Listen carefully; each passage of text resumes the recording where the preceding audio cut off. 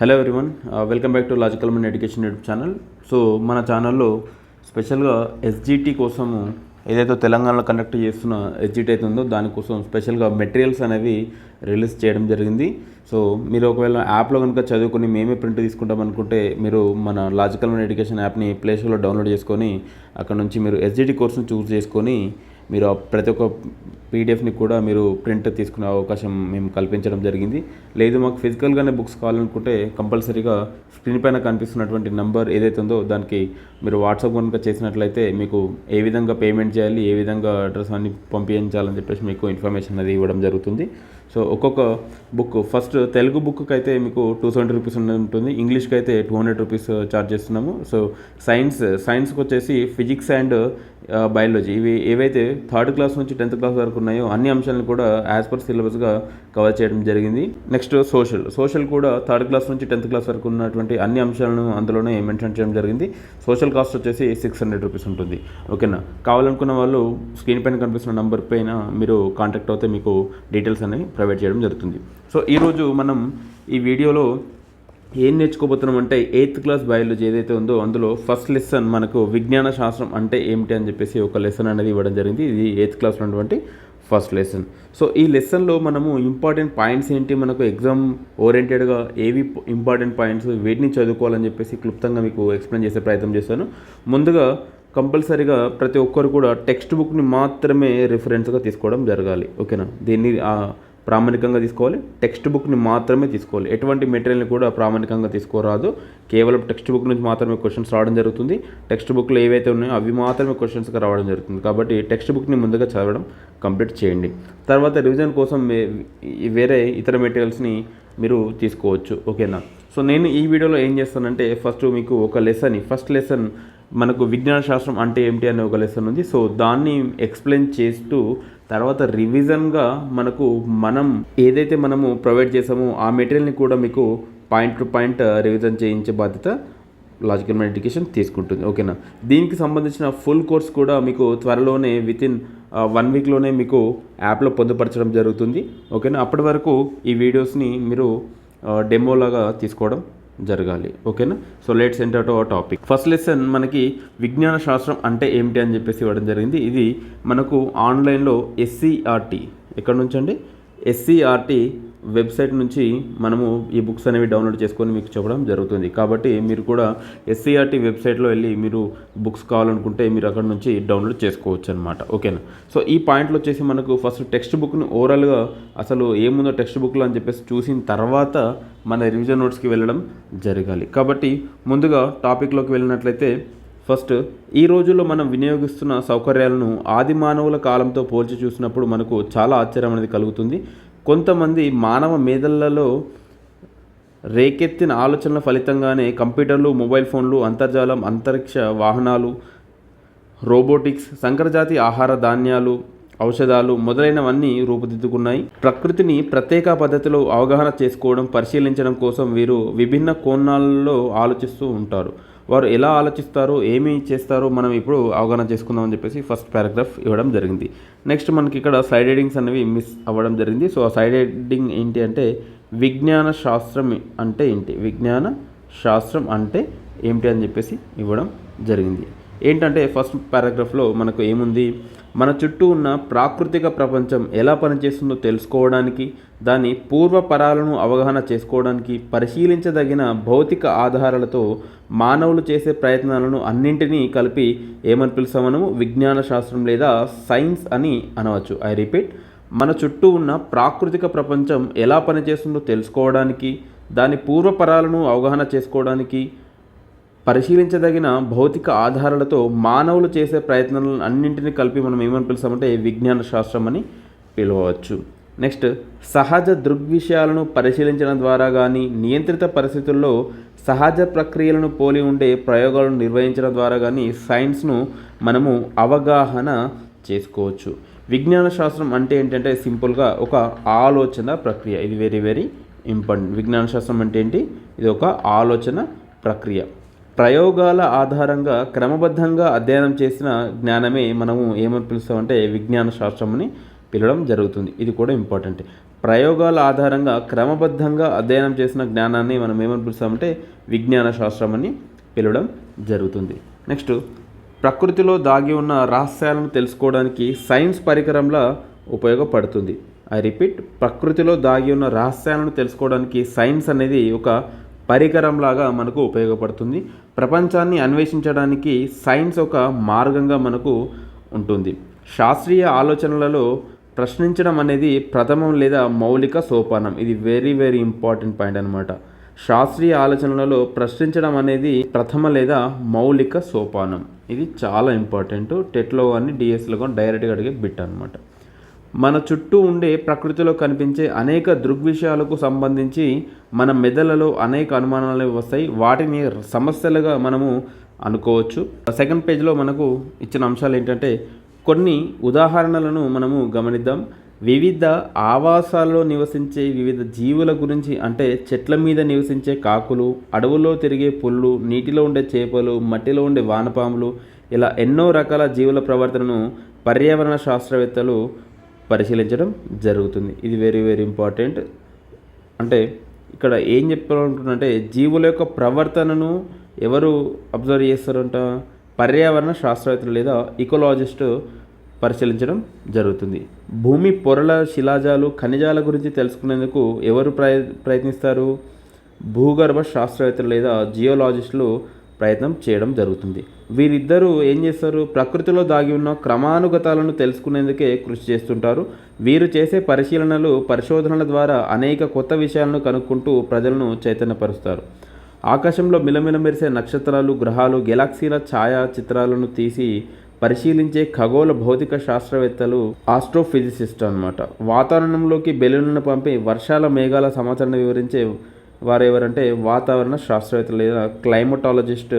ఇలా ఎంతోమంది శాస్త్రవేత్తలు పరిశీలిస్తూనే ఉంటారు. ఈ 2 పారాగ్రాఫ్ల నుంచి కూడా మనకు బిట్స్ పడే అవకాశం ఉంది. అంటే ఇకోలాజిస్ట్ అంటే ఎవరు మనకు తెలిసి ఉండాలి, అదేవిధంగా జియోలాజిస్టులు అంటే ఎవరు తెలిసి ఉండాలి, ఆస్ట్రోఫిజిసిస్ట్ అంటే ఎవరో తెలిసి ఉండాలి, క్లైమటాలజిస్ట్ అంటే ఎవరో తెలిసి మనకు ఉండాలి. సో దానికోసం అని చెప్పేసి పారాగ్రాఫ్స్ లాగా మనకు ఇవ్వడం జరిగింది. ఇప్పుడు నెక్స్ట్ కూడా చాలా ఇంపార్టెంటే. వివిధ ఉష్ణోగ్రతల వద్ద రసాయన చర్యా వేగాల ఫలితాలు చిట్ట చివరిగా వస్తాయో పరిశీలించే రసాయన శాస్త్రవేత్తలు, వీటిని కెమిస్ట్ అని పిలవడం జరుగుతుంది. వృత్తాకార మార్గంలో చలించే అణువులు, వాటిలోని అంశాల వేగాలను కొలిచే వారు ఎవరంటే అనుభౌతిక శాస్త్రవేత్తలు. ఎవరు? అనుభౌతిక శాస్త్రవేత్తలు. వీటిని మనం ఇంగ్లీష్లో ఏమని పిలుస్తాము? న్యూక్లియర్ ఫిజిసిస్ట్ అని పిలవడం జరుగుతుంది. స్థిరమైన నమూనాలు కనుగొనేందుకు ప్రయోగాలు నిర్వహిస్తూనే ఉంటారు. వివిధ ఉద్దీపనలకు లోనయ్యే కణజాల ప్రతిచర్యలను పరిశీలించే వారు ఎవరంటే జీవ శాస్త్రవేత్తలు. ఎవరు? జీవ శాస్త్రవేత్తలు. ఐ రిపీట్, వివిధ ఉద్దీపనలకు లోనయ్యే కణజాల ప్రతిచర్యలను పరిశీలించే వారు ఎవరు? జీవ శాస్త్రవేత్తలు లేదా బయోలాజిస్ట్ అని పిలవడం జరుగుతుంది. వీరు వాటి ప్రవర్తన క్రమాన్ని కనుగొనడానికి ఒక క్రమ పద్ధతిలో ఎన్నో రకాలుగా ప్రయోగాలు అనేవి చేస్తుంటారు. ఒక పరిశోధకుడు రోగాలకు కారణాలను అన్వేషిస్తే మరొక పరిశోధకుడు ఏం చేస్తాడు? దానిని నివారించే మందులు అనేవి కనిపెట్టడం జరుగుతుంది. అంటే శాస్త్రవేత్తలు ఒకరి పరిశోధన ఫలితాలను ఆధారంగా చేసుకొని మరొకరు ఏం చేస్తారు? నూతన అంశాలను కనుగొంటారన్నమాట. పై ఉదాహరణలు అన్నీ కూడా దేనికి సంబంధించినవంటే పరిశీలనలకు సంబంధించినవి. అదేవిధంగా ప్రయోగాత్మక సైన్స్ కూడా మనకు ఉండడం జరుగుతుంది. తెల్లకోటు ధరించి ప్రయోగశాలలో శాస్త్రవేత్తలు చేసే పరిశోధనలు ప్రజలకు ఎన్నో రకాలుగా మనకు ఉపయోగపడతాయి. ప్రకృతి ఎలా పనిచేస్తుందో తెలుసుకునే క్రమంలో శాస్త్రవేత్తలు ప్రకృతిని పరిశీలించడం, పరిశీలనలను నమోదు చేయడం, వాటిని విశ్లేషించడం ద్వారా ప్రకృతి నియమాలను విపులంగా అర్థం చేసుకోవడంలో ఒక క్రమ పద్ధతిని పాటిస్తారు. ప్రకృతిని మరింత మెరుగుగా అర్థవంతంగా వివరించడానికి గతంలో కనుగొన్న సూత్రాలు, సిద్ధాంతాల వంటి పాత భావనలకు బదులుగా కొత్త భావనలను ఆవిష్కరించడం శాస్త్రవేత్తల యొక్క ప్రధాన లక్ష్యాలలో ఒకటి. నెక్స్ట్ ఈ పారాగ్రాఫ్ అనేది చాలా ఇంపార్టెంట్. ఏంటది అంటే శాస్త్రం అనే పదం సెన్షియా అనే లాటిన్ పదం నుంచి వచ్చింది. సెన్షియా అంటే అర్థం ఏంటి అంటే జ్ఞానం. దీన్ని మనం ఇంగ్లీష్లో ఏమని పిలుస్తామంటే నాలెడ్జ్ అని పిలుస్తాం. సైన్స్ అంటే జ్ఞానాన్ని సముపార్జన చేసే విధానాన్ని తెలిపేది. ఇది వెరీ వెరీ ఇంపార్టెంట్. శాస్త్రం అనే పదం ఎక్కడి నుంచి వచ్చింది? సెన్షియా అనే పదం నుంచి వచ్చింది. మరి సెన్షియా అనే పదం ఏ భాషా పదం అంటే లాటిన్ భాషా పదం. సో సెన్షియా అంటే అర్థం ఏంటి సార్ అంటే జ్ఞానం. సెన్షియా అంటే అర్థం ఏంటి? జ్ఞానం. దాన్ని ఇంగ్లీష్లో మనం ఏమి పిలుస్తాం? నాలెడ్జ్ అని పిలవడం జరుగుతుంది. ఓకేనా? ఓవరాల్గా సైన్స్ అంటే ఏంటంటే జ్ఞానాన్ని సముపార్జన చేసే విధానాన్ని తెలిపేది. నెక్స్ట్ ప్రకృతి దృగ్విషయాలను వివరించడానికి పరిశీలనలను ప్రయోగాలను శాస్త్రవేత్తలు ఉపయోగించుకుంటారని మనం తెలుసుకున్నాం కదా. అయితే ఈ విధానం ద్వారా క్రమబద్ధీకరించిన జ్ఞానాన్ని రూపొందించిన వ్యక్తులకు అంటే శాస్త్రవేత్తలకు సంబంధించిన సమాచారాన్ని కూడా విజ్ఞాన శాస్త్రం అనేది తెలియజేస్తుంది. తరచుగా మనం సైన్స్ అనే పదాన్ని అధ్యయనానికి లేదా దాని ద్వారా పొందిన జ్ఞానాన్ని వివరించడానికి మనము వాడుకుంటాం. అయితే మనం ఇప్పుడు సైన్స్ ఎందుకో మనము తెలుసుకునే ప్రయత్నం చేద్దాం. అసలు విజ్ఞాన శాస్త్రం అంటే సైన్స్ ఎందుకు, అందులో ముఖ్యంగా మనం తెలుసుకోవాల్సింది వ్యక్తిగత దృక్పథం గురించి తెలుసుకుందాం. వ్యక్తిగత దృక్పథం గురించి తెలుసుకునే ప్రయత్నం చేద్దాం. శాస్త్రవేత్తలు ప్రయోగాలు ఎందుకు చేస్తారు, వారేం చేస్తారు, వారు ఎక్కువగా చేసేది ఏమిటంటే కొత్త ఆలోచనలను పరీక్షించుకోవడానికి ప్రయత్నించడం లేదా పాత భావనలను తోసిపుచ్చడం కోసం సమాచారాన్ని సేకరించడం. అయితే ఇలా కనుగొన్న నూతన భావనలు మన ఆలోచన విధానాన్ని మార్చేస్తాయి. మనం ప్రకృతి గురించి ఆలోచించే విధానాన్ని, కొత్త విషయాలను శాస్త్రవేత్తలు కనుగొనడం ద్వారా ప్రఖ్యాతి పొందుతారు. ఆ కనుగొనడం ఒక కొత్త డైనోసార్ జాతి కావచ్చు లేదా పరమాణు బంధాలు కావచ్చు. చాలామంది శాస్త్రవేత్తలు ఇంతకుముందు తెలియని సత్యాన్ని కనుగొన్నప్పుడు, సమస్యను పరిష్కరించినప్పుడు, గత ఆలోచనలను మెరుగుపరిచినప్పుడు అత్యంత సంతోషాన్ని పొందుతారు. శాస్త్రవేత్తలకు పరిశోధనలు చేయడంలోనే తృప్తి కలుగుతుందన్నమాట. ఓకేనా. నెక్స్ట్ విజ్ఞాన శాస్త్రం సామాజిక దృక్పథం. ఓకేనా. సో ఈ పైన సూచించినటువంటి అంశం వ్యక్తిగత దృక్పథంలో విజ్ఞాన శాస్త్రం గురించి వివరిస్తే, ఈ అంశం ఏం చేస్తుందంటే విజ్ఞాన శాస్త్రానికి సమాజానికి ఉన్న సంబంధాన్ని గురించి వివరిస్తుంది. శాస్త్రవేత్తలకు సైన్స్ గురించి ఆలోచించే వ్యక్తులకు దేశం ఎందుకు సాయం చేస్తుంది అనేది ఆశ్చర్యం కలిగించే విషయం.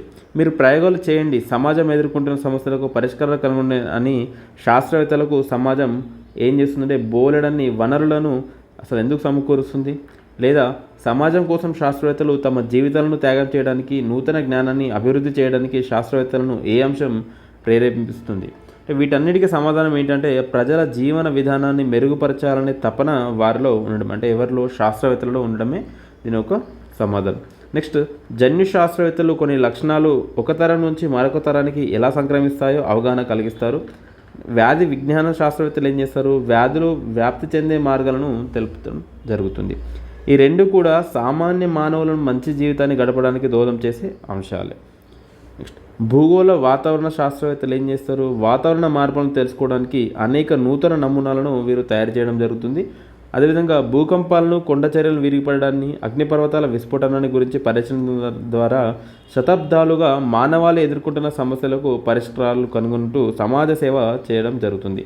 ప్రజల జీవితాల గురించి ఆలోచించి వారి మెరుగుదల కొరకు తగిన సహకారాన్ని అందించడం సమాజం యొక్క ముఖ్యమైన బాధ్యత. ఓకేనా. Next paragraph. రెండో యథార్థ సమాధానం ఏంటంటే ప్రజల ఆర్థిక స్థితిగతులను అభివృద్ధి చేయడం సమాజం యొక్క కోరిక. దీనికోసం చాలామంది శాస్త్రవేత్తలు ప్రకృతి వనరులైన పెట్రోలియం, ఖనిజాలను కనుగొనడం లేదా పునరుత్పత్తి చేయడంలో సరైన సమర్థవంతమైన మార్గాల కోసం అన్వేషిస్తారు.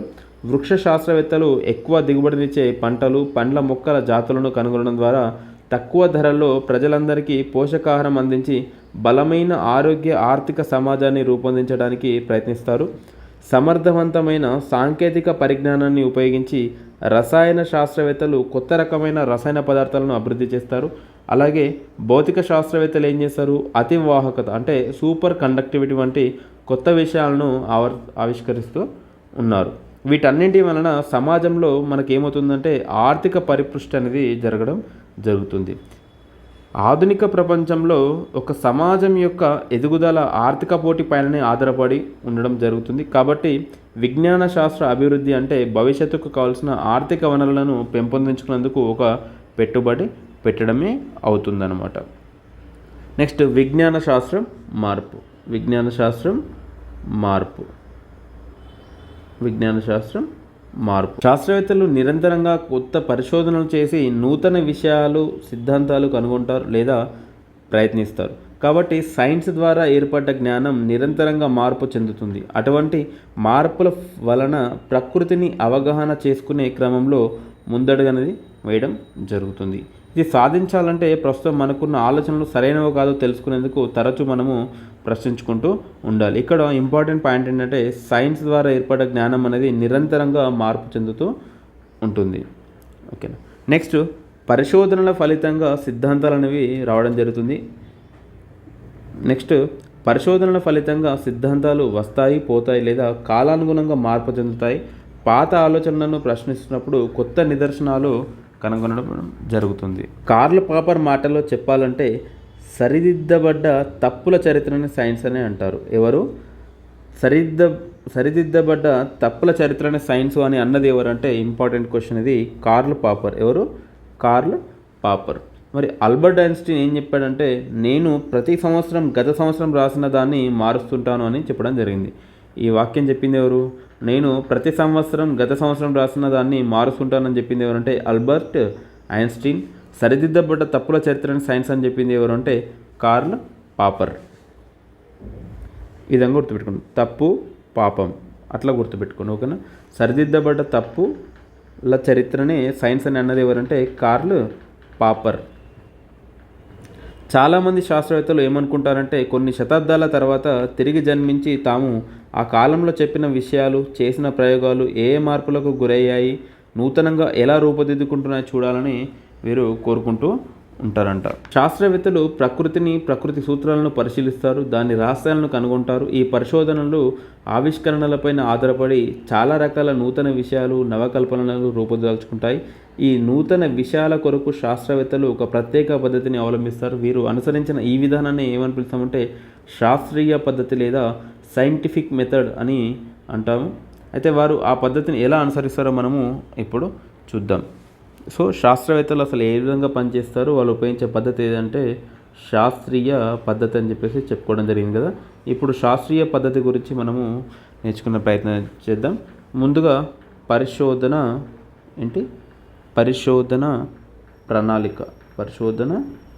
ప్రణాళిక. శాస్త్రవేత్తలు తాము గుర్తించిన సమస్యలకు, ప్రశ్నలకు ఎలా సమాధానాలు ఇస్తారు, ఎలా పరిష్కరిస్తారు, వారు కొన్ని క్రమ పద్ధతులను వినియోగిస్తుంటారు. దీనిని మనం ఏమని పిలుస్తామంటే శాస్త్రీయ పద్ధతి అని పిలవడం జరుగుతుంది. శాస్త్రీయ పద్ధతి అనేది ప్రణాళిక ఏర్పాటుకు, అధ్యయనానికి ఉపయోగపడుతుంది. వీరు శాస్త్రీయ ప్రక్రియ నైపుణ్యాలు, వీటిని ఇంగ్లీష్లో మనం ఏమి పిలుస్తామంటే సైంటిఫిక్ ప్రాసెస్ స్కిల్స్, వీటిని ఉపయోగించడం జరుగుతుంది. ఈ నైపుణ్యాలు అంటే ఏ నైపుణ్యాలు? శాస్త్రీయ ప్రక్రియ నైపుణ్యాలు సమాచార సేకరణ, నిర్వహణ, విశ్లేషణ, వ్యక్తీకరణ వంటివి చేయడానికి దోహదపడతాయి. శాస్త్రీయ పద్ధతిలో మనకు ఎన్ని ఉన్నాయంటే మొత్తంగా 5 ఉండడం జరుగుతుంటాయి. 5 సోపానాలు ఉంటాయి. సో అందులో మొదటిది ఏంటంటే పరిశీలన, ప్రశ్నించడం. రెండవది ఏంటంటే పరికల్పనను రూపొందించుకోవడం. మూడవది ఏంటంటే ప్రయోగం కోసం ప్రణాళిక. నాలుగవది ఏంటంటే ప్రయోగం నిర్వహించడం. ఐదవది ఏంటంటే నిర్ధారించడం, ఫలితాల ప్రదర్శన చేయడం అనేవి మొత్తంగా 5 సోపానాలను అనుకోవడం జరుగుతుంది. ఇవి 5 కూడా ఆర్డర్లను గుర్తుపెట్టుకోవాలి.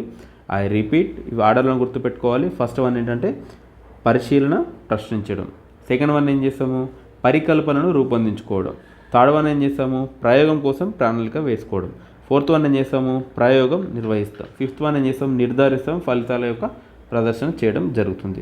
అయితే ఈ పరికల్పన అంటే ఏంటి అంటే దీన్ని మనం ఇంగ్లీష్లో ఏమని పిలుస్తామంటే హైపోథెసిస్ అని పిలవడం జరుగుతుంది. ఏమని పిలుస్తాం? హైపోథెసిస్ అని పిలవడం జరుగుతుంది. అసలు పరికల్పన అంటే ఏంటి అంటే పరీక్షించడానికి వీలయ్యే సాధ్యమయ్యే సమాధానాన్ని ఏమని పిలుస్తామంటే పరికల్పన అని పిలవడం జరుగుతుంది.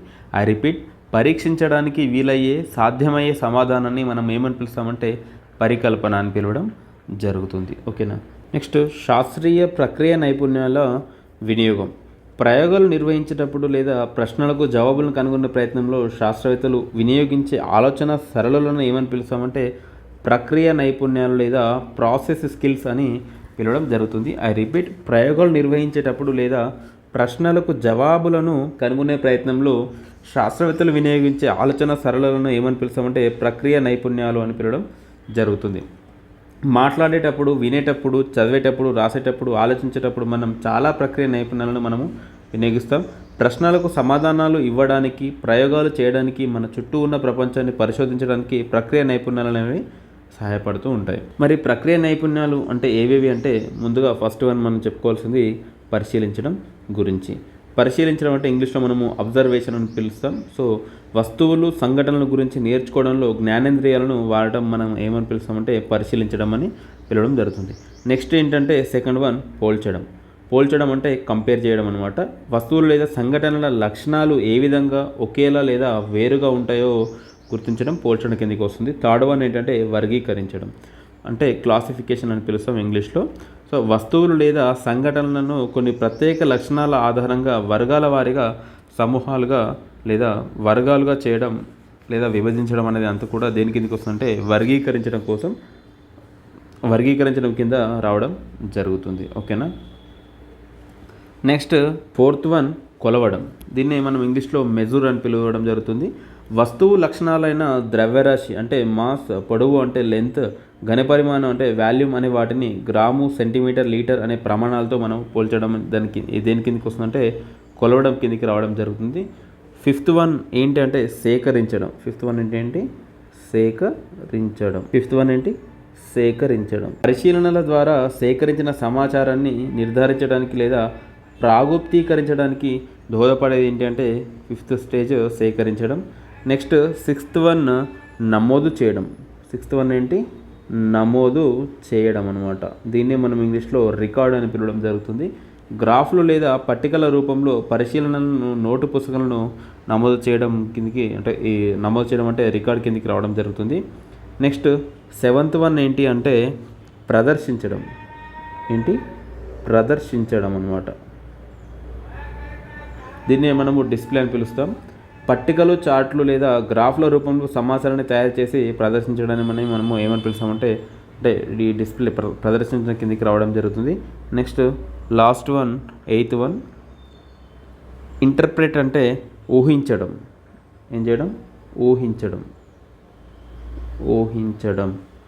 ఇంటర్ప్రెట్ దత్తాంశం ఆధారంగా నిర్ధారించుకున్న అంశాలను వ్యాఖ్యానించడం దేని కిందకి వస్తుందంటే ఊహించడం కిందికి ఇంటర్ప్రెట్ కిందికి రావడం జరుగుతుంది. ఇది వెరీ వెరీ ఇంపార్టెంట్ ప్రక్రియ నైపుణ్యాలు. మనకు ఇంకా కొన్ని ప్రక్రియ నైపుణ్యాలు టెక్స్ట్ బుక్లో అక్కడక్కడ ఇవ్వడం జరిగింది. వాటిని కూడా మీకు ఎక్స్ప్లెయిన్ చేసే ప్రయత్నం చేస్తాము. ఇవంతా కూడా ప్రక్రియ నైపుణ్యాలు అనమాట. సో ఇందులో మనకు చెప్పింది ఏంటంటే నమూనా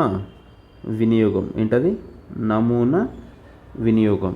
ఏదైనా ఒక ఆలోచన, ఒక వస్తువు, ఒక అంశం ఎలా పనిచేస్తుందో అవగాహన చేసుకోవడానికి ఒక నమూనాను రూపొందించుకోవాలి. అది దేని కిందికి వస్తుందంటే నమూనా వినియోగం కిందికి లేదా యూజ్ ఏ మోడల్ కిందికి వస్తుంది. నెక్స్ట్ ఇప్పుడే చెప్పాను ప్రిడిక్ట్ అంటే ఊహించడం. ఊహించడం పరిశీలనలు లేదా అనుభవాల ఆధారంగా రాబో ఫలితాల ఆలోచనలను ఏర్పరచుకోవడం దేని కిందకి వస్తుందంటే ఊహించడం లేదా ప్రిడిక్ట్ కిందకి రావడం జరుగుతుంది. నెక్స్ట్ ఇంటర్ఫరెన్స్ అంటే నిర్ధారించడం. పరిశీలనల ఆధారంగా ఫలితాలను నిర్ధారించడానికి, సంఘటనలను వివరించడానికి తార్కిక వివేచనను ఉపయోగించాలి. ఇది దేని కిందికి వస్తుందంటే నిర్ధారించడం కిందికి రావడం జరుగుతుంది. ఓకేనా. నెక్స్ట్ మనకు ఇంకా హైపోథెసిస్. మనకు చెప్పాను ముందుగా పరికల్పన. హైపోథెసిస్ అంటే పరికల్పన చేయడం. ఇవన్నీ కూడా ప్రక్రియ నైపుణ్యాలు అనమాట.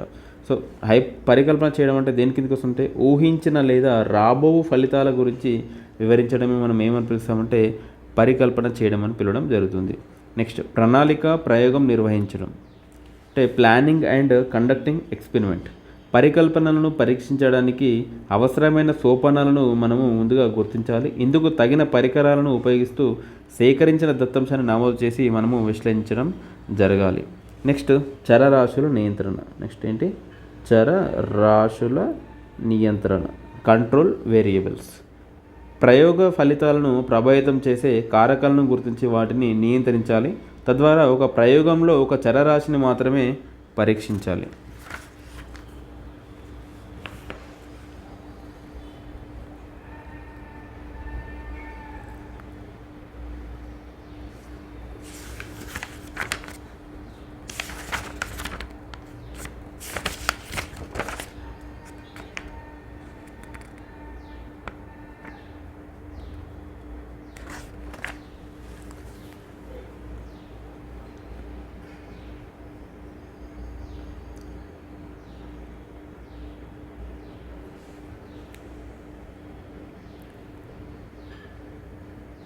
నెక్స్ట్ మనకు ఇంపార్టెంట్ పాయింట్ ఏంటంటే నేర్చుకోవడం కోసం చదవడం అని చెప్పేసి ఒక హెడ్డింగ్లో మనకి ఇన్ఫర్మేషన్ అనేది ఇవ్వడం జరిగింది. శాస్త్రవేత్తలు చదవటం, రాయటం, సంఖ్యలు మొదలైన వాటిని వారి పనుల్లో వాడతారు. వారు పరిశోధన చేసే అంశానికి సంబంధించిన ప్రతి విషయాన్ని తెలుసుకోవడం కోసం విస్తృతంగా వారు చదవడం జరుగుతుంది. శాస్త్రవేత్తగా చదివే విషయాలను అర్థం చేసుకోవాలంటే శాస్త్ర పదజాలం, వాటి అర్థాలను తెలుసుకోవడం చాలా ముఖ్యమైనది. మీరు ఉత్తమమైన శాస్త్ర పాఠకులు కావాలంటే కింద ఉన్న పద్ధతులు మీకు సహకరిస్తాయి. సో అందులో మనకు ఏం ఇచ్చారంటే చదవడానికి ముందు ఏం చేయాలని చెప్పేసి ఇవ్వడం జరిగింది. సో మీరు అంశానికి చెందిన సంబంధిత సమాచారాన్ని ముందుగా మనం సేకరించాలి. తర్వాత ఆలోచించడం. ఆవరణ వ్యవస్థలలో ఏ అంశాలు ఉన్నాయి, అవి ఎలా వ్యవస్థీకృతం అవుతున్నాయో నేను కనుగొల్సిన అవసరం అనేది ఉంటుంది. దేని కింద? ఆలోచించడం కింద. నెక్స్ట్ పదజాలం పైన దృష్టి సారించండి. ప్రతి పదాన్ని మీరు సరిగా పలకగలరని నిర్ణయించుకోవాలి. ఓకేనా. నెక్స్ట్ పదకోశంలో ఉన్నటువంటి ప్రతి పదాన్ని కూడా మనము చూడాలి. ప్రతి పదాన్ని నిర్వచించండి. దాని అర్థం వచ్చేట్లు పదాన్ని వాక్యంలో వినియోగించుకోవాలి. నెక్స్ట్ విభాగానికి ఉన్న శీర్షికను మనము చదవాలి. నెక్స్ట్ ఈ పట్టికలో మనకి కొంచెం ఇన్ఫర్మేషన్ అనేది ఇవ్వడం జరిగింది. ఇది కూడా చాలా ఇంపార్టెంట్, రిపీటెడ్గా వస్తుంటుంది మనకి ఇది. ఇవి భారతదేశంలోని అంతరించిపోయే ప్రమాదం ఉన్న మొక్కలు, జంతుజాతుల జాబితాను సూచిస్తాయి. సో అందులో మొక్కలు ఏంటంటే అడవి పువ్వులు, ఆర్కిడ్స్, గంధం చెట్టు, సైకస్, ఔషధ మొక్కలు, సర్పగంతి మొదలగున్నవి. ఇవన్నీ కూడా అంతరించిపోతున్న మొక్కలు, అంతరించిపోయే ప్రమాదం ఉన్న మొక్కలు ఇవి. ఓకేనా. మరి జంతువులు ఏంటి అంటే చిరుతపులి, సింహం, తోడేలు, ఎర్రనక్క, ఎర్రపాండ, పులి, ఎడారి పిల్లి, మొసలి, తాబేలు, కొండచిలువ, బట్టమేకపిట్ట, పెలికాన్ నెమలి, great Indian hornbill, golden monkey, lion tailed macaque, Nilgiri, langur, loris. ఇవన్నీ కూడా అంతరించిపోయే ప్రమాదం ఉన్న మొక్కలు, జంతు జాతులు. ఓకేనా. నెక్స్ట్ ఎండమిక్ స్పీసీస్ అంటే ఈ కింది పటాలను పరిశీలించి గుర్తించండి. అలాగే ఈ జంతువులు ఎక్కడ కనిపిస్తాయో తెలుసుకోండి. ఈ జంతువులు ప్రపంచంలోని కొన్ని ప్రత్యేక ప్రాంతాలలో మాత్రమే ఉంటాయి. కొన్ని మొక్కలు, జంతువులు ప్రపంచం అంతటా వ్యాపించి ఉండడం కూడా మనకు తెలుసు. అయితే కొన్ని జాతుల మొక్కలు, జంతువులు కొన్ని ప్రాంతాలకే పరిమితమై ఉంటాయి. ఒక దేశం లేదా ఒక ప్రత్యేకమైన ప్రాంతానికి పరిమితమై ఉండే వృక్ష జంతు జాతులను ఏమని పిలుస్తామంటే ఎండమిక్ జాతులు లేదా ఎండమిక్ స్పీసీస్ అని పిలవడం జరుగుతుంది. ఇది ఇంపార్టెంట్. కొన్ని జాతులు మొక్కల, జంతువులు కొన్ని ప్రాంతాలకే పరిమితమై ఉంటాయి అన్నమాట. సో ఒక దేశం లేదా ఒక ప్రత్యేకమైన ప్రాంతానికే పరిమితమై ఉండే వృక్ష జంతు జాతులను ఏమని పిలుస్తామంటే ఎండమిక్ జాతులు లేదా ఎండమిక్ స్పీసీస్ అని పిలవడం జరుగుతుంది. మన రాష్ట్రానికి పరిమితమైన ఒక ఎండమిక్ జాతిని పేర్కొనని చెప్పేసి మనకు ఇక్కడ చెప్పడం జరిగింది. మన రాష్ట్రానికి సంబంధించినటువంటి ఎండమిక్ స్పీసీస్ ఏంటి అంటే ముందుగా టైగర్, లియోపార్డ్, గెయిన్ squirrel, hyena, wild dog, blackbuck, blue bull. ఇవన్నీ కూడా మన రాష్ట్రానికి సంబంధించినటువంటి ఎండమిక్ స్పీసీస్ అన్నమాట. సో కంగారు అయితే ఆస్ట్రేలియాకు, కివి అయితే న్యూజిలాండ్కి చెందినటువంటి ఎండమిక్ జీవులుగా మనం చెప్పుకోవచ్చు. భావాన్ని రాత రూపంలో ప్రదర్శించడం అనే టాపిక్ కింద మనకు ఈ ఇన్ఫర్మేషన్ అంతా ఉంది. సో మీరు చదివిన అంశం గురించి మీ సొంత మాటల్లో రాయడం వలన మీకున్న కొత్త ఆలోచనలు మీకు ముందే తెలిసిన వాటితో జత చేయడానికి అవకాశం అనేది కలుగుతుంది. పరిశోధనలలో తాము తెలుసుకున్న అంశాన్ని శాస్త్రవేత్తలు రాస్తారు. దాని ద్వారా వారు చేసిన పని ఇతరులు అవగాహన చేసుకోవడానికి ఉపయోగపడుతుంది. మీరు శాస్త్రవేత్తలుగా పనిచేసి మీరు తెలుసుకున్న పనిని వివరించడానికి కింద సూచించిన రాత పద్ధతులను ఉపయోగించని చెప్పేసి ఇవ్వడం జరిగింది. సో ఏంటనేది ఒకసారి తెలుసుకునే ప్రయత్నం చేద్దాం. సో ముందుగా ఫస్ట్ వన్ ఏంటంటే సమాచారాన్ని రాయడం. సమాచారాన్ని రాయడం. మీరు మీ పరిశీలనలను, నిర్ధారణలను మరియు ఫలితాలను ఇక్కడ మనం వర్ణించవచ్చు. నెక్స్ట్ అలాగే ఇంకేం చేయొచ్చు అంటే ప్రయోగం ఎలా చేయాలో మనము ఇక్కడ చెప్పవచ్చు. నెక్స్ట్ వర్ణిస్తూ రాయడం. మీరు కొన్ని విషయాలను వర్ణించవచ్చు, ఉదాహరణలు ఇవ్వచ్చు, లేదా ఒక కథలా మనము ఇక్కడ చెప్పుకోవచ్చు అనమాట. నెక్స్ట్ ఏంటంటే అభిప్రాయాన్ని వ్యక్తం చేసే రాత. అభిప్రాయాన్ని వ్యక్తం చేసే రాత. మీరు లేఖలు, పద్యాలు లేదా పాటల రూపంలో మనము ఇక్కడ రాయవచ్చు. నెక్స్ట్ అభిప్రాయాన్ని సేకరించే రాత. మీరు సైన్స్లో ప్రధాన సమస్యల గురించి మనము ఇక్కడ లేఖలు రాయవచ్చు. సైన్స్లో మీరు నేర్చుకున్న అంశాలను రాయడం వలన ఇతరులకు మీ ఆలోచనలు అవగాహన అనేది అవుతాయి. నెక్స్ట్ కొలవడం. దత్తాంశాలను సేకరించేటప్పుడు శాస్త్రవేత్తలు ఖచ్చితంగా కొలుస్తారు. వారు వివిధ రకాల కొలత పరికరాలను ఉపయోగిస్తారు. అందులో ముఖ్యమైనవి ఏంటంటే థర్మామీటరు, గడియారాలు, టైమర్లు, రోలర్స్, స్ప్రింగ్ బ్యాలెన్స్, స్కేలు, ద్రవ పదార్థాలను కొలవడానికి బీకర్లు మరియు జాడీలు అన్నమాట. నెక్స్ట్ సంఖ్యలు లేదా గణాంకాలను వాడటం. శాస్త్రవేత్త దత్తాంశాలను ప్రదర్శించేటప్పుడు సేకరించేటప్పుడు గణాంకాలను ఉపయోగిస్తారు. సంఖ్యలను అవగాహన చేసుకోవటం, పరిశోధనలలో ఫలితాల కొరకు వాటిని వాడటం శాస్త్రవేత్తలకు ఉండాల్సిన ముఖ్యమైన నైపుణ్యం. మీరు శాస్త్రవేత్తగా పనిచేస్తున్నప్పుడు కింది విధంగా గణాంకాలను వాడండి అని చెప్పేసి ఇవ్వడం జరిగింది. సో అందులో మనకేమిచ్చారంటే దత్తాంశాలను విశ్లేషించడం. ఓకేనా. పరిశోధనలు చేస్తున్నప్పుడు శాస్త్రవేత్తలు దత్తాంశానికి సంబంధించిన అంశాలను సేకరించి, వ్యవస్థీకరించి, ప్రదర్శించి వ్యాఖ్యానిస్తారు. ఇంపార్టెంట్. పరిశోధనలు చేసేటప్పుడు శాస్త్రవేత్తలు ఏం చేస్తారు? దత్తాంశానికి సంబంధించిన అంశాలను సేకరిస్తారు, తర్వాత వ్యవస్థీకరిస్తారు, తర్వాత ప్రదర్శించి, తర్వాత లాస్ట్కి వ్యాఖ్యానిస్తారు అనమాట. శాస్త్రవేత్తలు దత్తాంశాలను ప్రదర్శించడం అనేది వారు నేర్చుకుని అవగాహన చేసుకున్న విషయాలను అర్థం చేసుకోవడానికి ఇతరులకు ఇది సహాయపడుతుంది. పట్టికలు, చార్ట్, గ్రాఫ్లు దత్తాంశాలను ప్రదర్శించడానికి మంచి పరికరాలుగా ఉపయోగపడతాయి. దీంతో ఇతరులు వాటిని సులభంగా వ్యాఖ్యానించగలరు. నెక్స్ట్, గణాంకాల భావనను ఉపయోగించడం. Using number sense. శాస్త్రవేత్తలు సంఖ్యలు లేదా గణాంకాలను దేనిని సూచిస్తాయో అవగాహన చేసుకోవాలి. గణాంకాలను పోల్చడం, సంఖ్యలను సూచించడం, గ్రాఫ్లలో ఉన్న సమాచారాన్ని సంఖ్యలను లెక్కించడం, థర్మామీటర్లలోని విలువలను నమోదు చేయడం, కొలజాడీలు, బీకర్లు మరియు ఇతర సాధనాలలోని ప్రమాణాలను పోల్చడం చేయాలి. మంచి శాస్త్రవేత్తలు దత్తాంశాలను సేకరించి విశ్లేషించడంలో గణిత నైపుణ్యాలను వినియోగించడం జరుగుతుంది. నెక్స్ట్, సైన్స్లో భద్రత. సైన్స్లో పరిశోధన చేయడం ఒక తమాషా లాంటిదే, కానీ పరిశోధనను జాగ్రత్తగా నిర్వహించడం అవసరం. ఆ సమయంలో పాటించవలసిన కొన్ని నియమాలను మనకు కింద ఇవ్వడం జరిగింది. ఫస్ట్ వన్ ఏంటంటే ముందుగా ఆలోచించడం.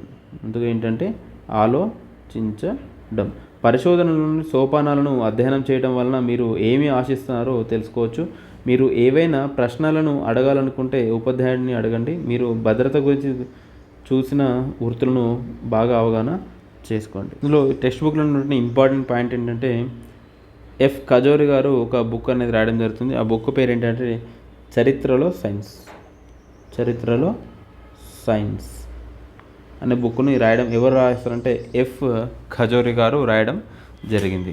ఒక ఆవిష్కరణ చేయడంలో ఎప్పుడైనా సరే ఒక క్రమ పద్ధతిని మనము పాటించాల్సి ఉంటుంది. సో అందులో ముందుగా మనం ఏం చేస్తామంటే ముందుగా సమస్యను గుర్తిస్తాం. సమస్యను గుర్తించడం జరగాలి. ఓకేనా. సో మీ చుట్టూ ఉన్న పరిసరాల నుంచి ఏదైనా ఒక సమస్యను ఎంపిక చేసుకోవాలి. ఉదాహరణకి గదిలో బల్బు వెలగకపోవడం, ఇది ఉదాహరణగా తీసుకొని మనము సమస్యను గుర్తించాం అనుకోండి. సో నెక్స్ట్ స్టెప్ ఏం చేయాలంటే పరికల్పనలు చేయాలి. పరికల్పనలు చేయడం జరగాలి. మీరు గుర్తించిన సమస్యకు భిన్న రకాల పరిష్కార మార్గాలు ఉండవచ్చో జాబితా రాయాలి. ఏ విధంగా ఉండొచ్చు అంటే వెలగకపోవడానికి గల కారణాలని మనము ఊహించి రాసుకోవాలన్నమాట. ఫిలమెంట్ కాలిపోయి ఉండవచ్చు, లేదా ఫ్యూజ్ పోయి ఉండవచ్చు, లేదా స్విచ్లో సమస్య, లేదా వైర్లో సమస్య. ఇలా పట్టిక మనం ఒకటి తయారు చేసుకోవడం జరగాలి. తర్వాత ఏం చేస్తామంటే సమాచారాన్ని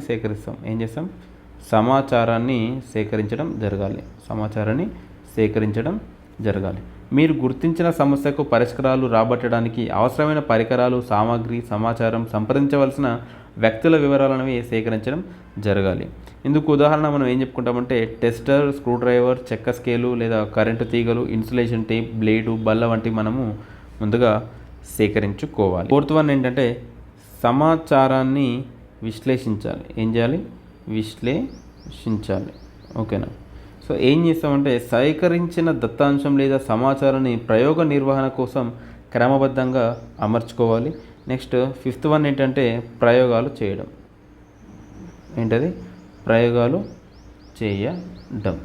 ఎంపిక చేసుకున్న పరికల్పన నిరూపణ కోసం ప్రయోగం నిర్వహించాలి. ఉదాహరణకి బల్బులో ఫిలమెంట్ను పరిశీలించడం జరగాలి. నెక్స్ట్ సిక్స్త్ వన్ ఏం చేస్తామంటే ఫలితాలను విశ్లేషించడం జరగాలి. ప్రయోగంలో వచ్చిన ఫలితాలు ఎంపిక చేసుకున్న సమస్యను పరిష్కరిస్తాయో లేదో విశ్లేషించి చూడాలి. లేకపోతే నిరూపణ కోసం మరొక పరికల్పన తీసుకొని ప్రయోగం చేయడం జరగాలి. ఉదాహరణ, బల్బులో ఫిలమెంట్ సరైన స్థితిలో ఉంది కాబట్టి మనం ఫ్యూజ్ను పరిశీలించవలసిన అవసరం అనేది ఉంటుంది. నెక్స్ట్ 7th వన్ ఏం చేస్తామంటే సాధారణీకరించడం. ప్రయోగం దాని ఫలితాల ఆధారంగా సమస్యకు పరిష్కారాన్ని మనము ఇక్కడ వివరించడం జరగాలి. ఉదాహరణకి, ఫ్యూజ్ పోవడం వలన బల్బు వెలగలేదు కాబట్టి మనం ఫ్యూజ్ను మార్చవలసిన అవసరం అనేది ఉంటుంది. ఇది సాధారణీకరించడం జరుగుతుంది. ఈ విధంగా శాస్త్రీయ పద్ధతిలో సమస్యలకు పరిష్కారాలను కనుగొనాల్సి ఉంటుంది. ఇదంతా కూడా మనకు ఫస్ట్ లెసన్లో ఉన్నటువంటి విజ్ఞాన శాస్త్రం అంటే ఏమిటి అనే లెసన్లో మనకు ఇచ్చినటువంటి అంశాలు. ఓకేనా. సో ఒక్కసారి మనం ప్రిపేర్ చేసినటువంటి నోట్స్ ఏదైతే ఉందో దాన్ని రివిజన్ పర్పస్లో మాత్రమే ఉపయోగించుకునే ప్రయత్నం చేద్దాం. ఓకేనా. ఈ మెటీరియల్ కనుక మీకు కావాలనుకుంటున్నట్లే స్క్రీన్ పైన కనిపిస్తున్నటువంటి నంబర్ 8328230943 అనే నెంబర్కి మీరు వాట్సాప్ చేస్తే మీకు బుక్స్కి సంబంధించినటువంటి ఇన్ఫర్మేషన్ అంతా కూడా అక్కడ ఇవ్వడం జరుగుతుంది. ఓకేనా. సైన్స్ అయితే 600 రూపీస్కి మనకు బుక్స్ అనేవి ఇవ్వడం జరుగుతుంది. ఒక్కసారి రివిజన్ కనుక చూసుకున్నట్లయితే ఫస్ట్ లెసన్ విజ్ఞాన శాస్త్రం అంటే ఏమిటి, మన చుట్టూ ఉన్న ప్రాకృతిక ప్రపంచం ఎలా పనిచేస్తుందో తెలుసుకోవడానికి, దాని పూర్వపరాలను అవగాహన చేసుకోవడానికి, పరిశీలించదగిన భౌతిక ఆధారాలతో మానవులు చేసే ప్రయత్నాలను అన్నింటినీ కలిపి ఏమని పిలుస్తామంటే మనము విజ్ఞాన శాస్త్రం లేదా సైన్స్ అని అనవచ్చు. విజ్ఞాన శాస్త్రం అంటే ఏంటంటే ఒక ఆలోచన ప్రక్రియ.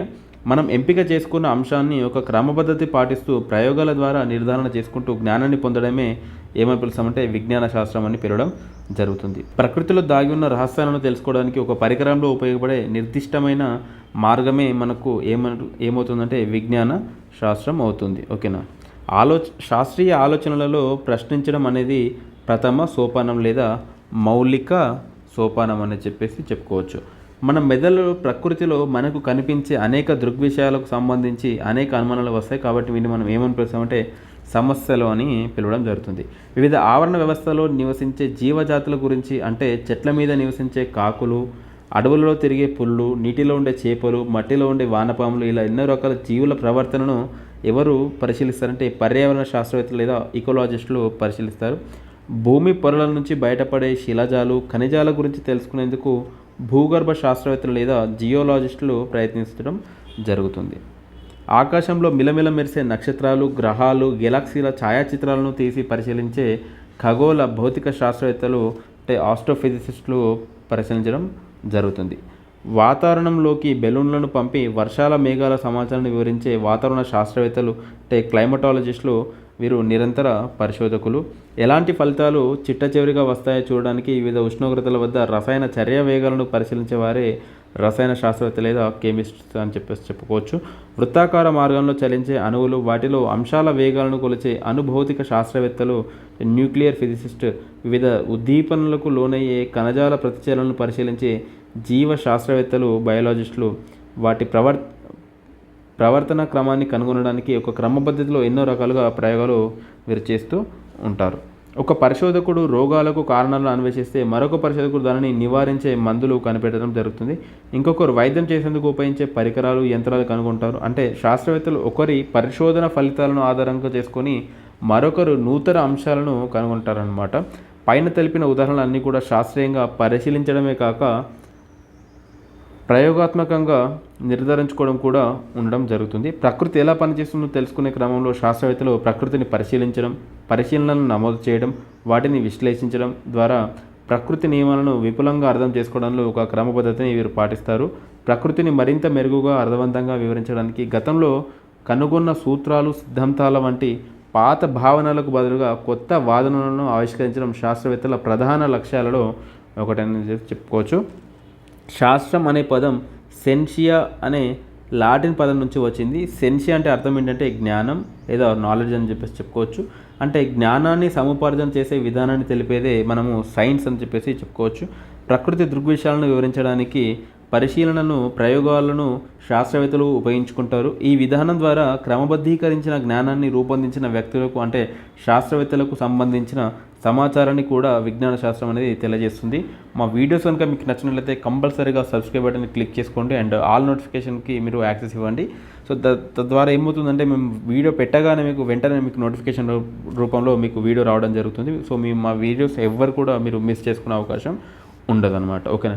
సో వెంటనే మా వీడియోస్ కనుక మీకు నచ్చినట్లయితే కంపల్సరీగా లైక్ చేయండి అండ్ సబ్స్క్రైబ్ చేసుకోండి. కింద మీ యొక్క అభిప్రాయాన్ని కామెంట్ సెక్షన్లో కామెంట్ రూపంలో తెలియజేయండి. తరచుగా మనం సైన్స్ అనే పదాన్ని అధ్యయనానికి లేదా దాని ద్వారా పొందిన జ్ఞానాన్ని వివరించడానికి మనము వాడుకుంటాం.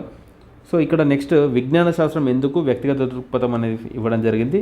సో శాస్త్రవేత్తలు ప్రయోగాలు చేస్తూ ఉంటారు. ఇలా ఎందుకు చేస్తారు? వారు చేస్తున్నది ఏమిటంటే కొత్త ఆలోచనలను పరీక్షించుకోవడానికి ప్రయత్నించడం లేదా పాత వాదనలను తోసిపుచ్చడం ద్వారా కొత్త విషయాలను కనుక్కోవడానికి కృషి చేయడం జరుగుతుంది. దీనివల్ల ఏం జరుగుతుంది? శాస్త్రవేత్తలు విజ్ఞాన శాస్త్ర చరిత్రలో స్థానం సంపాదించిన వారవుతారు. ఇలా కనుగొన్న నూతన భావనలు మన ఆలోచన విధానాన్ని మార్చేస్తాయి. మనం ప్రకృతి గురించి ఆలోచించే విధానాన్ని, కొత్త విషయాలను శాస్త్రవేత్తలు కనుగొనడం ద్వారా ప్రఖ్యాతి పొందుతారు. ఆ కనుగొనడం ఒక కొత్త డైనోసార్ జాతి కావచ్చు లేదా పరమాణు బంధాలు కావచ్చు. చాలామంది శాస్త్రవేత్తలు ఇంతకుముందు తెలియని సత్యాన్ని కనుగొన్నప్పుడు, సమస్యను పరిష్కరించినప్పుడు, గత ఆలోచనలను మెరుగుపరిచినప్పుడు అత్యంత సంతోషాన్ని పొందుతాడు. శాస్త్రవేత్తలకు పరిశోధనలు చేయడంలోనే ఎక్కువగా తృప్తి కలుగుతుందన్నమాట. నెక్స్ట్ విజ్ఞాన శాస్త్రం సామాజిక దృక్పథం. పైన సూచించిన అంశం వ్యక్తిగత దృక్పథంలో విజ్ఞాన శాస్త్రం గురించి వివరిస్తే, ఈ అంశం ఏం చేస్తుందంటే విజ్ఞాన శాస్త్రానికి సమాజానికి మధ్యలో ఉన్న సంబంధాన్ని గురించి వివరిస్తుంది. శాస్త్రవేత్తలకు, సైన్స్ గురించి ఆలోచించే వ్యక్తులకు దేశం ఎందుకు సాయం చేస్తుందన్నది ఆశ్చర్యం కలిగించే మనకు ఒక విషయం. మీరు ప్రయోగాలు చేయండి, సమాజం ఎదుర్కొంటున్న సమస్యలను పరిష్కారాలు కనుగొండి అని శాస్త్రవేత్తలకు సమాజం ఏం చేస్తుంది? బోలెడని వనరులను అసలు ఎందుకు సమకూరుస్తుంది? సమాజం కోసం శాస్త్రవేత్తలు తమ జీవితాలను త్యాగం చేయడానికి, నూతన జ్ఞానాన్ని అభివృద్ధి చేయడానికి శాస్త్రవేత్తలను ఏ అంశం ప్రేరేపిస్తుంది? వీటన్నింటికి సమాధానం ప్రజల జీవన విధానాన్ని ప్రజల యొక్క జీవన విధానాన్ని మెరుగుపరచాలనే తపన వారిలో ఉండడమే. జన్యు శాస్త్రవేత్తలు కొన్ని లక్షణాలు ఒక తరం నుంచి మరొక తరంకి ఎలా సంక్రమిస్తాయో అవగాహన కలిగిస్తారు. వ్యాధి విజ్ఞాన శాస్త్రవేత్తలు ఏం చేస్తారు? వ్యాధులు వ్యాప్తి చెందే మార్గాలను తెలుపుతారు. ఈ రెండు కూడా సామాన్య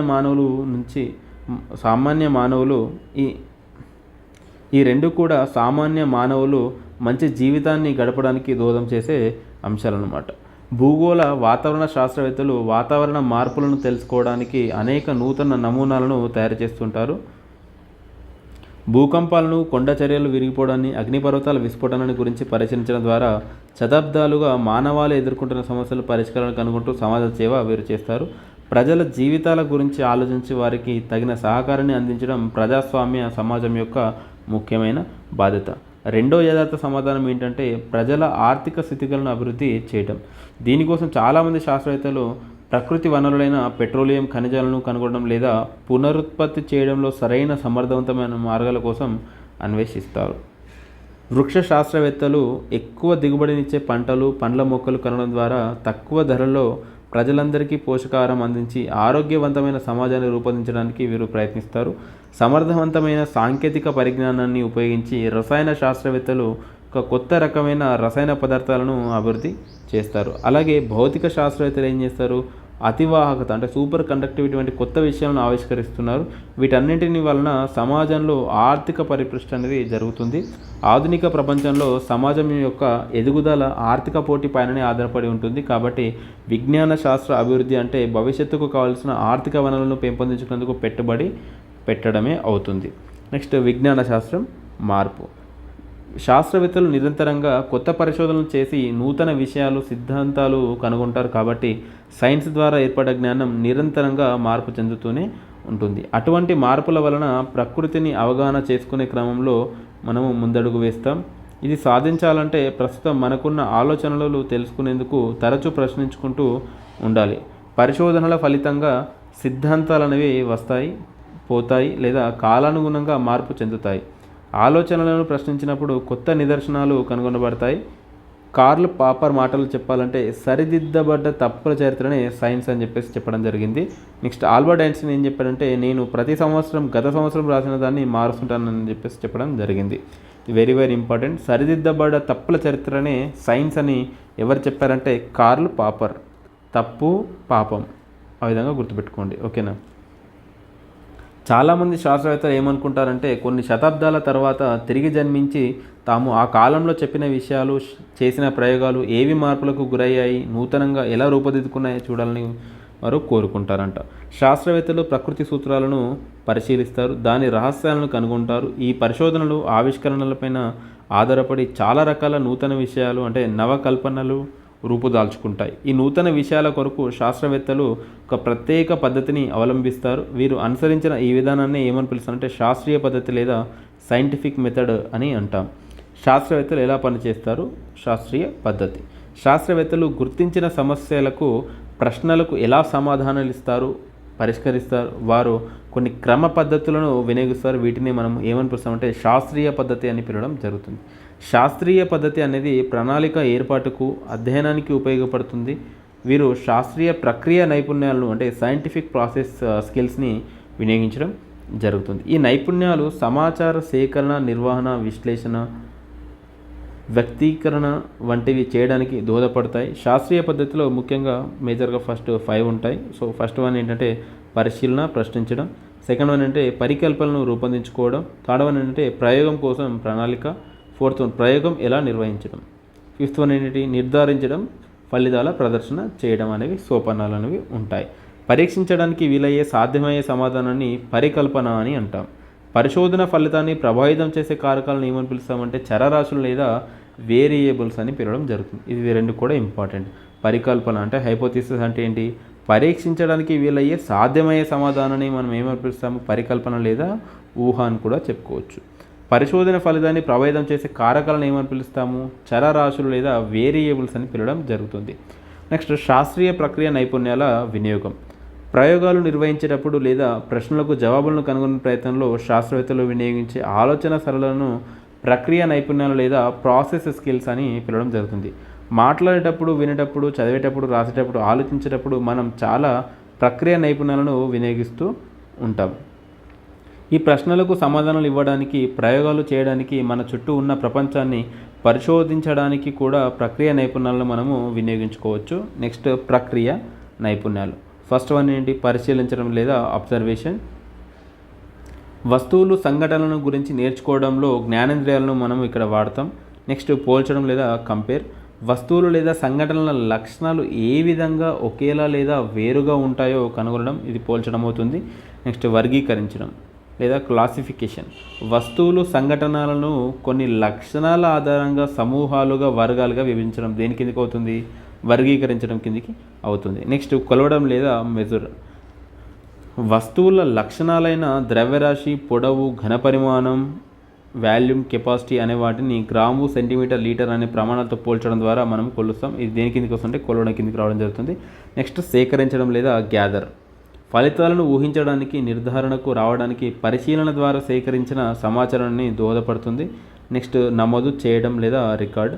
గ్రాఫ్లు, పట్టికల రూపంలో పరిశీలన జాబితాలను నోటు పుస్తకంలో నమోదు చేయడము రికార్డు కిందకి రావడం జరుగుతుంది. నెక్స్ట్ ప్రదర్శించడం లేదా డిస్ప్లే. చార్టులు, పట్టికలు, గ్రాఫ్ల రూపంలో జాబితాలను ప్రదర్శించడం. నెక్స్ట్ ఊహించడం, ఇంటర్ప్రెట్. దత్తాంశం ఆధారంగా నిర్ధారించుకున్న అంశాలను వ్యాఖ్యానించడమే ఊహించడం. నెక్స్ట్ నమూనా వినియోగం. నమూనా వినియోగం యూజ్ ఏ మోడల్. ఏదైనా ఒక ఆలోచన వస్తువు, ఒక వస్తువు, ఒక అంశం ఎలా పనిచేస్తుందో అవగాహన చేసుకోవడానికి అదే లక్షణాలను పోలిన నమూనాలను రూపొందించుకోవాలి. నెక్స్ట్ ఊహించడం, ప్రిడిక్ట్. పరిశీలనలు లేదా అనుభవాల ఆధారంగా రాబో ఫలితాలను ఊహించుకోవాలి. నెక్స్ట్ నిర్ధారించడం, ఇంటర్ఫేస్. పరిశీలనల ఆధారంగా ఫలితాలను నిర్ధారించడానికి, సంఘటనలను వివరించడానికి తార్కిక వివేచనను ఉపయోగించాలి. ఇదంతా దేని కిందకి వస్తుందంటే నిర్ధారించడం కిందకి రావడం జరుగుతుంది. నెక్స్ట్ పరికల్పన చేయడం లేదా హైపోథెసిస్. ఊహించిన లేదా రాబో ఫలితాల గురించి వివరించడం హైపోథెసిస్. ప్రణాళిక, ప్రయోగం నిర్వహించడం అంటే ప్లానింగ్ అండ్ కండక్టింగ్ ఎక్స్పెరిమెంట్. పరికల్పనను పరీక్షించడానికి అవసరమైన సోపానాలను గుర్తించి సేకరించిన దత్తాంశాల ఆధారంగా ప్రణాళిక ప్రకారం ప్రయోగం చేయాలి. సేకరించిన దత్తాంశాన్ని నమోదు చేసి విశ్లేషించాలి. నెక్స్ట్ చరరాశుల నియంత్రణ, కంట్రోల్ వేరియబుల్స్. ప్రయోగ ఫలితాలను ప్రభావితం చేసే కారణాలను గుర్తించి వాటిని నియంత్రించాలి. తద్వారా ఒక ప్రయోగంలో ఒక చరరాశిని మాత్రమే మనము పరీక్షించాలి. నెక్స్ట్ నేర్చుకోవడం కోసం చదవడం. శాస్త్రవేత్తలు చదవడం, రాయడం, సంఖ్యలు మొదలైన వాటిని వారి పనుల్లో వాడతారు. వారు పరిశోధన చేసే అంశానికి సంబంధించిన ప్రతి విషయాన్ని తెలుసుకోవడంలో కోసం విస్తృతంగా చదువుతారు. శాస్త్రవేత్తగా చదివే విషయాలను అర్థం చేసుకోవాలంటే శాస్త్ర పదజాలం వాటి అర్థాలను తెలుసుకోవడం చాలా ముఖ్యమైనది. మీరు ఉత్తమమైన శాస్త్ర పాఠకులు కావాలంటే కింద ఉన్న పద్ధతులు మీకు సహకరిస్తాయి. ముందుగా చదవడానికి ముందు మీరు దేనికోసమైతే వెతుకుతున్నారో దానికోసం సమాచారాన్ని సేకరించండి. నెక్స్ట్ ఆలోచించండి. ఆవరణ వ్యవస్థలో వివిధ అంశాలు ఎలా వ్యవస్థీకృతం అవుతాయో తెలుసుకోవడానికి ప్రయత్నించండి. పదజాలంపై దృష్టి సారించండి. ప్రతి పదాన్ని మీరు సరిగ్గా పలకగలను నిర్ణయించుకోండి. ప్రతి పదాన్ని అవగాహన చేసుకోండి. ప్రతి పదాన్ని నిర్వచించండి. దాని అర్థం వచ్చేటట్లు వాక్యంలో వినియోగించుకోండి. విభాగానికి ఉన్న శీర్షికను చదవండి. నెక్స్ట్ ఆలోచించండి. ఆవరణ వ్యవస్థ అంటే ఏమిటో నేను తెలుసుకోవాలనుకుంటున్నాను. ఆవరణ వ్యవస్థలోని అంశాలను తెలుసుకోవడానికి కొంత సమాచారం చదవలసిన అవసరం ఉంది.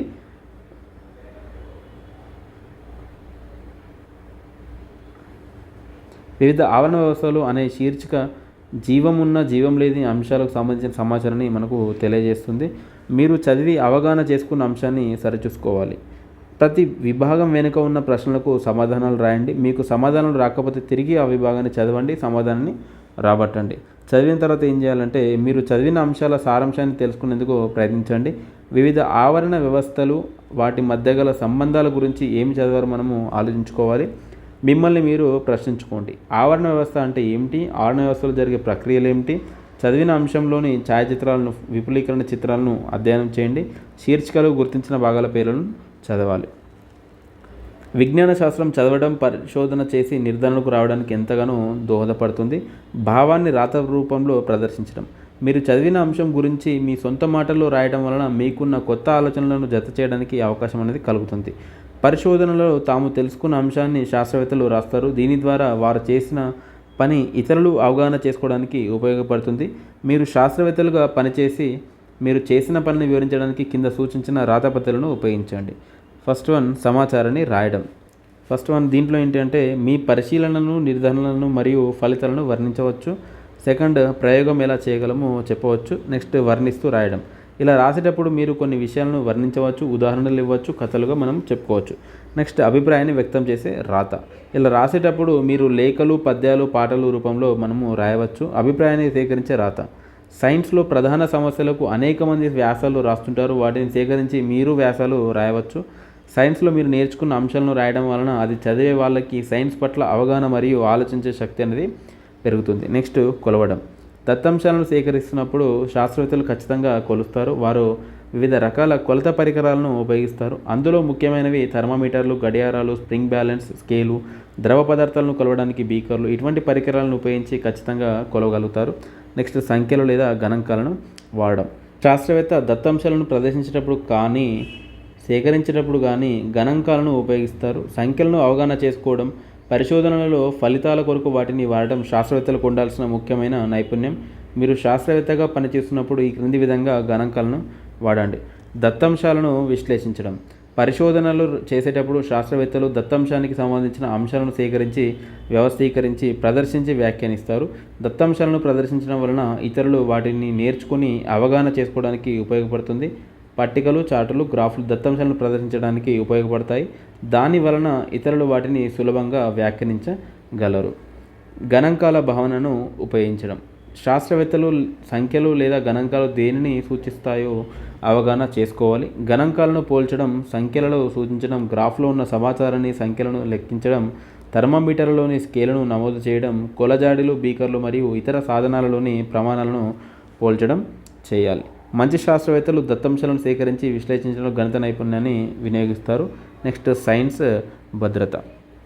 సైన్స్లో పరిశోధన చేయడం ఒక తమాషా వంటిదే, కానీ పరిశోధనను జాగ్రత్తగా నిర్వహించడం అవసరం. ప్రయోగ సమయంలో పాటించవలసిన కొన్ని నియమాలు క్రింద ఉన్నాయి.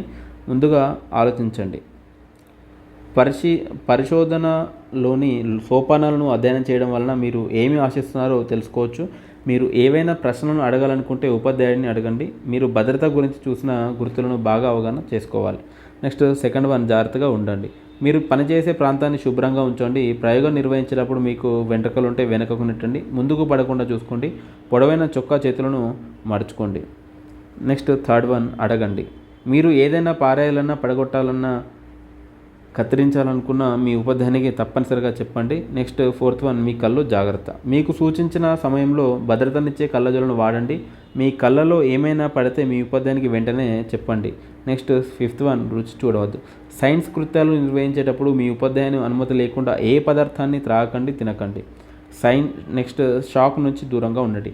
విద్యుత్ పరికరాలు ఉపయోగించేటప్పుడు జాగ్రత్త పడండి. విద్యుత్ పరికరాలను భద్రంగా ఉంచండి. విద్యుత్ ప్రవాహానికి ఆటంకం కలగకుండా ప్లగ్గులు, వైర్లు వంటివి ఉపయోగించండి. ప్లగ్గులు పెట్టేటప్పుడు, తీసేటప్పుడు జాగ్రత్తగా ఉండాలి. నెక్స్ట్ 7th వన్, శుభ్రంగా ఉంచండి. పని పూర్తయిన వెంటనే ఎల్లప్పుడూ ప్రయోగ బల్లలను శుభ్రంగా ఉంచండి. అన్ని వస్తువులు ఎక్కడికక్కడ సర్ది పెట్టండి. మీరు పనిచేసే ప్రాంతాన్ని తుడవండి. మీ చేతులను కడుక్కోండి. ఆవిష్కరణలు, పరిశోధనలు, రహస్యమంత సమస్యలను గుర్తించడంలోనే ఉంటుంది. ఇది వెరీ వెరీ ఇంపార్టెంట్. ఆవిష్కరణలు, పరిశోధనల రహస్యమంత ఎక్కడ ఉంటుందంటే సమస్యను గుర్తించడంలోనే ఉండడం జరుగుతుంది. కోపర్నికస్ సూర్యకేంద్ర సిద్ధాంతాన్ని కనిపెట్టక ముందు కూడా భూమి సూర్యుని చుట్టూ తిరుగుతూనే ఉంది. అలాగే న్యూటన్ పరిశోధనలకు ముందు కూడా పైకి వేసిన వస్తువులు భూమి మీదనే పడేవి. దీని అర్థం ఏంటంటే వాళ్ళు సమస్యను గుర్తించడంలో అందరిలా కాకుండా ప్రత్యేకంగా, విలక్షణంగా వారు ఆలోచించడం గలగడము మరియు పరిశీలించగలగడమే. మనుషుల అవసరాల నుంచి ఆవిష్కరణలకు దారి ఏర్పడుతుంది. ఒక చోటి నుంచి మరొక చోటికి తొందరగా చేరుకోవడం అవసరమైనప్పుడే బండిని కనుక్కోవడం జరిగింది. ఈ క్రమంలోనే సూపర్ సోనిక్ విమానాలు, అంతరిక్ష నౌకలు ఆవిష్కరించబడ్డాయి. ఒక ఆవిష్కరణ చేయడంలో ఒక క్రమమైన పద్ధతి ఉంటుంది. మీ ఇంట్లో మీ అమ్మ వంట చేసే విధానాన్ని గమనించండి. సైకిల్ షాప్లో సైకిల్ మరమ్మతులు చేసే పద్ధతిని పరిశీలించండి. రైతు అరక దున్నడాన్ని చూడండి. వీటన్నిటిలో ఒక క్రమ పద్ధతి మనకు కనిపించడం జరుగుతుంది. నెక్స్ట్, పక్షులు, చీమలు తమ గూటికి దారిని ఎలా గుర్తిస్తాయి? ప్రతి సంవత్సరం ఒకే ఋతువులో చెట్ల ఆకులు ఎందుకు రాలుస్తాయి? ఇలా ఎన్నో ప్రశ్నలు మీ మెదడులో కూడా మెదులుతుంటాయి కదా. ఇందుకు మీరు ఒక క్రమబద్ధతని అనుసరించడం అవసరం ఉంది. కింది సోపానాలను మనము పరిశీలించాలి. ఇప్పుడు ఫస్ట్ వన్ ఏం చేస్తామంటే సమస్యను గుర్తించడం. వెరీ వెరీ ఇంపార్టెంట్ అనమాట. ప్రతిదానికి కూడా ఇదే ఇంపార్టెంట్. మీ చుట్టూ ఉన్న పరిసరాల నుండి ఏదైనా ఒక సమస్యను ఎంపిక చేసుకోండి. ఉదాహరణకి గదిలో బల్బు వెలగకపోవడం. సెకండ్ వన్, పరికల్పన చేయడం. పరికల్పన చేయడం అంటే మీరు గుర్తించిన సమస్యకు ఎన్ని రకాల పరిష్కార మార్గాలు ఉండవచ్చో జాబితా రాయాలి. అంటే ఉదాహరణకి ఫిలమెంట్ ఎందుకు కాలిపోయి ఉండవచ్చు అని చెప్పేసి పరికల్పన చేయాలి. సో దానికి కారణం ఏంటంటే ఫిలమెంట్ అనేది కాలిపోయి ఉండవచ్చు, లేదా ఫ్యూజ్ అనేది పోయి ఉండవచ్చు, లేదా స్విచ్ అనేది సరిగా పనిచేయకపోవడం వల్ల వైర్లు ఊడిపోవడం వల్ల బల్బ్ అనేది వెలగకపోవచ్చు. ఈ సమాచారాన్ని సేకరించాలి. మీరు గుర్తించిన సమస్యకు పరిష్కారాలు రాబట్టడానికి అవసరమైన పరికరాలు, సామాగ్రి, సమాచారం, సంప్రదించవలసిన వ్యక్తుల వివరాలను సేకరించాలి. ఉదాహరణకి tester, screwdriver, insulation tape, current తీగలు, బ్లేడు, చెక్క స్కేలు, బల్ల వంటివి సేకరించుకోవాలన్నమాట. నెక్స్ట్ 4th వన్, సమాచారాన్ని విశ్లేషించడం. సేకరించిన దత్తాంశం లేదా సమాచారాన్ని ప్రయోగ నిర్వహణ కోసం క్రమబద్ధంగా అమర్చుకోవాలి. 5th వన్, ప్రయోగాలు చేయడం. ఎంపిక చేసుకున్న పరికల్పన నిరూపణ కోసం ప్రయోగం నిర్వహించాలి. ఉదాహరణకి ఫిలమెంట్ను పరిశీలించడం. 6th వన్, ఫలితాలను విశ్లేషించడం. ప్రయోగంలో వచ్చిన ఫలితాలు ఎంపిక చేసుకున్న సమస్యకు పరిష్కరిస్తాయో లేదో విశ్లేషించి చూడాలి. లేకపోతే నిరూపణ కోసం మరొక పరికల్పన తీసుకొని ప్రయోగం అనేది చేయాలి. ఉదాహరణకి ఫిలమెంట్ కాలిపోలేదు, బాగానే ఉంది, కాబట్టి ఫ్యూజ్ను పరిశీలించాలి. నెక్స్ట్, సాధారణీకరించడం. ప్రయోగం దాని ఫలితాల ఆధారంగా సమస్యకు పరిష్కారాన్ని వివరించాలి. ఉదాహరణకి ఫ్యూజ్ పోవడం వలన వెలగలేదు, కాబట్టి మనం ఫ్యూజ్ను మార్చవలసిన అవసరం అనేది ఉంది. ఇలా ఒక క్రమ పద్ధతిలో సమస్య పరిష్కారాన్ని కనుగొనడమే శాస్త్రీయ పద్ధతి అవుతుంది. సో ఇందులో మిస్ అయినటువంటి ఒకే ఒక్క పాయింట్ ఏంటి అంటే అది చరిత్రలో సైన్స్ అనే పుస్తక రచయిత ఎవరు అంటే ఎఫ్ ఖజోరి. ఇది ఒక్క పాయింట్ ఈ పీడిఎఫ్లో మిస్ అవ్వడం జరిగింది. ఇది కొంచెం యాడ్ చేసుకోండి, ఓకేనా. చరిత్రలో సైన్స్, ఈ పుస్తక రచయిత ఎవరంటే ఎఫ్ ఖజోరి. సో ఇదంతా కూడా మనం ప్రొవైడ్ చేసినటువంటి మెటీరియల్. ఈ బుక్స్ కనుక మీకు కావాల్సినట్లయితే కంపల్సరీగా 8328 ఇక్కడ మీకు రాయడం జరుగుతుంది. సో ఏ నెంబర్కి కాంటాక్ట్ అవ్వాలంటే బుక్స్ కోసము 8328230943 ఈ నెంబర్కి మీరు వాట్సాప్ కనుక చేసినట్లయితే మీకు ఏం చేస్తామంటే మీకు ఒక్కొక్క బుక్కి ఎంత కాస్ట్ అవుతుందని చెప్పేసి ఫుల్ డీటెయిల్గా ఎప్పుడు పోస్ట్ చేస్తాము, ట్రాకింగ్ డీటెయిల్స్ అన్నీ కూడా ఈ నెంబర్ నుంచి మీకు రావడం జరుగుతుంది. కాబట్టి ఈ నెంబర్కి మీరు వాట్సాప్ చేయండి. ఒకవేళ తెలుగు బుక్ కనుక మీకు కావాల్సినట్లయితే దీనికి 270 రూపీస్ అనేది ఛార్జ్ ఉంటుంది. సో ఇంగ్లీష్ అయితే మనకు 200 రూపీస్కి బుక్ వస్తుంది. సో సైన్స్ అంటే దీంట్లో ఫిజిక్స్ అండ్ బయాలజీ రెండు కూడా రావడం జరుగుతుంది. సో దీనికి 600 రూపీస్ బుక్ ఉంటుంది అనమాట. నెక్స్ట్ సోషల్ కూడా ఉండడం జరుగుతుంది. సోషల్ అంతా కూడా 3rd క్లాస్ నుంచి 10th క్లాస్ వరకు ఇవన్నీ కూడా 1st to 10th క్లాస్ వరకు కవర్ చేయడం జరిగింది. అంటే ఈ సైన్స్ సోషల్ మాత్రం 3rd నుంచి 10th క్లాస్ వరకు ఉండడం జరుగుతుంది అనమాట. ఇది కూడా మనకి కాస్ట్ వచ్చేసి 600 రూపీస్ ఉంటుంది, ఓకేనా. ఇదంతా కూడా మనకి బుక్స్కి సంబంధించిన ఇన్ఫర్మేషన్. కావాలనుకున్న వాళ్ళు త్వరగానే పేమెంట్ ఎవరు ముందుగా చేస్తే వాళ్ళకి మాత్రం బుక్స్ పంపించడం జరుగుతుంది. ముందుగానే చెప్తున్నాను, ఓన్లీ 20 సెట్స్ మాత్రమే మళ్ళీ తీయించడం జరిగింది. ఇప్పటికే చాలామంది బుక్స్ తీసుకున్నారు. ఇప్పటికే అప్రాక్సిమేట్లీ 200 సెట్స్ ప్రీవియస్ వీక్లోనే మీకు డెలివర్ చేయడం జరిగిందనమాట. ఓకేనా, ఇంకా ఒక 20 సెట్స్ మాత్రమే ఇక్కడ ప్రజెంట్గా మా చేతిలో ఉన్నాయి. ఓకేనా, కావాలనుకున్న వాళ్ళు ఈ నెంబర్కి కాంటాక్ట్ అవ్వచ్చు. ఓకేనా, థ్యాంక్ యూ. అండ్ మన ఛానల్ని కనుక సబ్స్క్రైబ్ చేసుకోకపోతే వెంటనే సబ్స్క్రైబ్ చేసుకోండి అండ్ బెల్ ఐకాన్ని కూడా ఆన్లో పెట్టుకోండి. తద్వారా మేము పోస్ట్ చేసిన ప్రతి ఒక్క వీడియో కూడా మీకు మీ వరకు చేరుకుంటుంది అనమాట. ఓకే, నెక్స్ట్ వీడియోలో మళ్ళీ కలుద్దాం. Thank you. జై హింద్.